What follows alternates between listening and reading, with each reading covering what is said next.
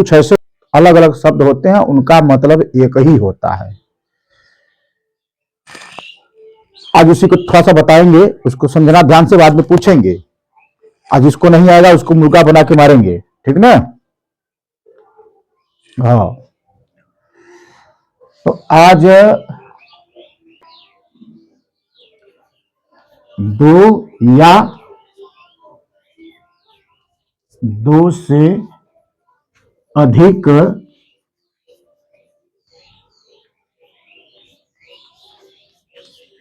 शब्दों का एक ही अर्थ, ठीक, ये तो सब जानता है। दो या दो से अधिक शब्दों का एक ही अर्थ हिंदी में, लेकिन कभी कभी कारण और स्थान भी बदल जाता है। जैसे दो या दो शब्दों का एक ही अर्थ है, लेकिन कारण और स्थान बदलने की वजह से उसके अलग अलग जगह पर उसको लगाया जाता है। कारण क्या है कि इसको लगाना है, स्थान क्या है कि इसी को लगाना है, इसी शब्द को लगाना अनिवार्य है। ऐसा शब्द मैं बताता हूं कुछ, जैसे अब कुछ मैं उदाहरण के लिए बता रहा हूं। जैसे दो शब्द है, अर्थ दोनों का एक है, लेकिन स्थान कारण बदल जाएगा। देखिए, जैसे आरंभ, आरंभ, ठीक, प्रारंभ,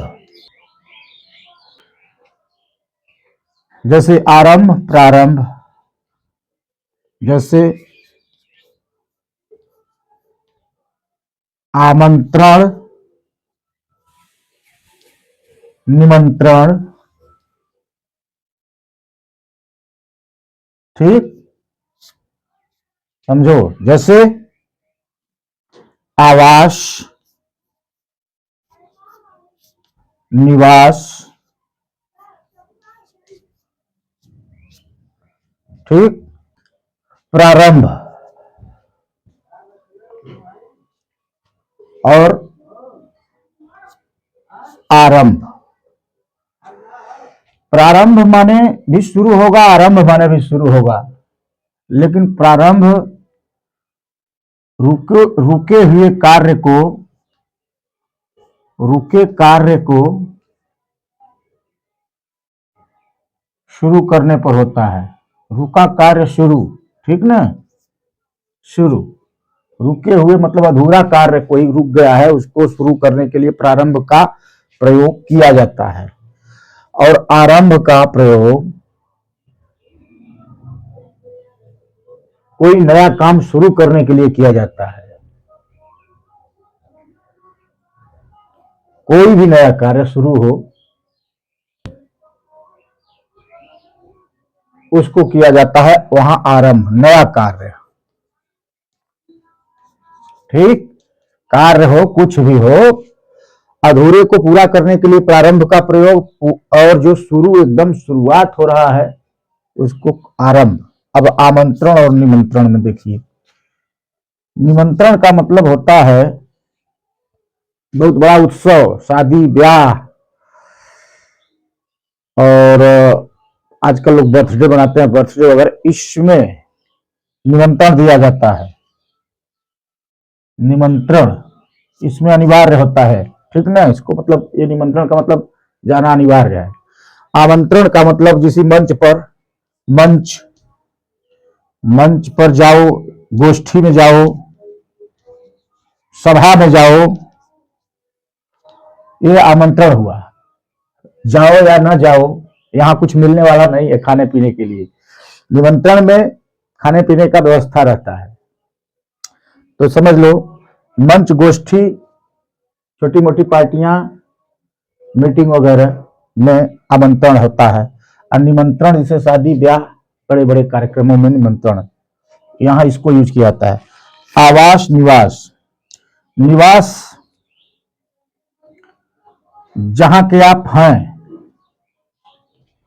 जहां के आप हैं उसको निवास कहते हैं। और जहां आप रहते हैं, उसे आवास कहते हैं, रहना को, है ना।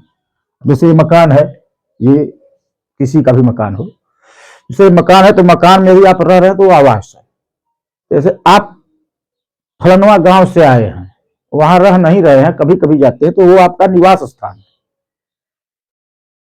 लेकिन जहां आप रह रहे हैं, रहने को मतलब आवास। आवास एक ढांचा होता है, ढांचा को आवास कहते हैं। जहां ढांचागत व्यवस्था हो वहां आप रह रहे हैं, उसको आवास कहते हैं।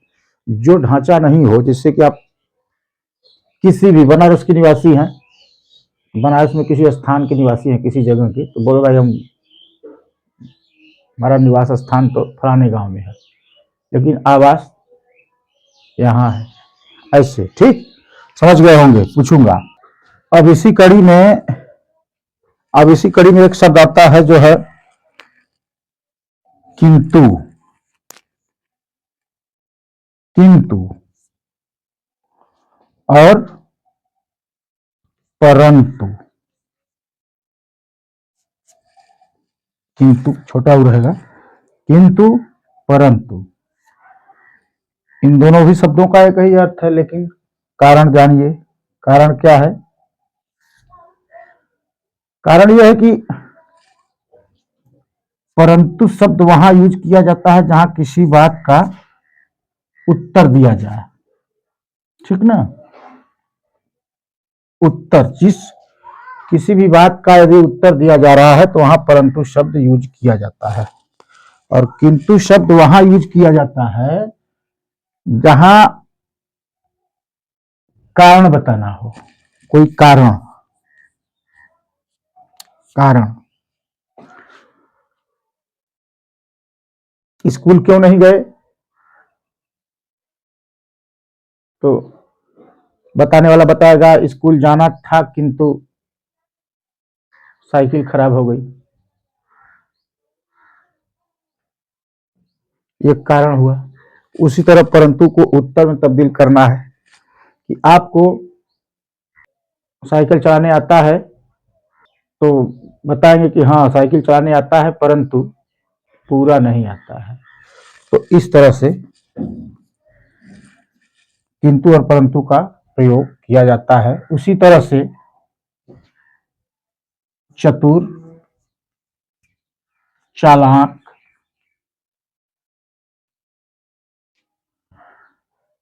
चतुर का अर्थ हो और चालाक का शब्द, दोनों एक ही बात को प्रमोट कर रहा है, लेकिन दोनों का अर्थ ये है कि चतुर माने होता है कि आपका भी काम न बिगड़े, स्वयं का भी काम बन जाए, ये चतुर हुआ। चालाक का मतलब हुआ स्वयं का काम बन जाए लेकिन आपका काम बिगड़े चाहे बने, ये दोनों का अर्थ हुआ।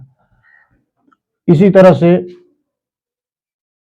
एक शब्द है कृतज्ञ और कृतघ्न, दोनों हालांकि हैं विलोम, लेकिन बोल चाल में दोनों को एक ही समझ लिया जाता है, कृतघ्न और कृतज्ञ। तो कृतज्ञ शब्द को वहां यूज किया जाता है जैसे किसी का परोपकार माना गया है, एहसान माना जा रहा है, वहां कृतज्ञ शब्द का प्रयोग किया जाता है। एहसान और परोपकार को याद किया जाता है, याद रखा जाता है, उसे कृतज्ञ बोलते हैं। लेकिन कृतज्ञ ठीक उसका विलोम शब्द है, उल्टा। यानी आप कितना भी परोपकार उसके प्रति किए हो, कितना भी उपकार किए हो, वो सब भूल गया, कुछ नहीं मान रहा है, उसको कृतज्ञ कहा जाता है। ऐसे ऐसे बहुत शब्द है, हजारों शब्द है। मैं कुछ शब्दों से आप लोगों को समझाने की कोशिश किया हूं। यदि समझ गए हो तो 2-3 मिनट के अंदर इसको पूरा याद कर लो। रटना नहीं है, याद करना है। अब इसमें भी देखो, रटना अलग होता है, याद करना अलग। याद कर लोगे, मैं पूछूंगा तो बताना पड़ेगा, नहीं आएगा फिर से याद करना, तीसरी बार याद करना, नहीं आएगा तब मुर्गा बना के मारना पड़ेगा मुझे।